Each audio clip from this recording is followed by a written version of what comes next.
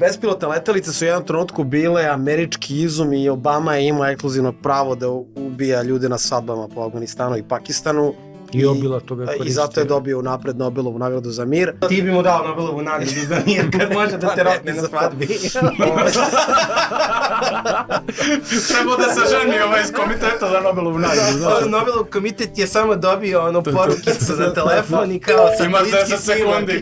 I onda ti se desi rat u istočnoj Evropi i onda gomila istočnoevropskih nerdova Rusa sa obe strane demarkacione linije kreću da prave takve inovacije, a to gledaju svi ostali Koreanci, Kinezi i da, ali drugi. znaš da 90% svih dronova na svetu funkcioniše na kinesku tehnologiju, 90%. I to jedna kineska firma, DJI, kontroliše 90% svetske proizvodnje. Mislim, Kina, a uglavnom ta firma. Tako da oni imaju monopol. Oni ako isključe neće imati ni Rusi, ni Ukrajinci, ni Ameri, niko neće imati.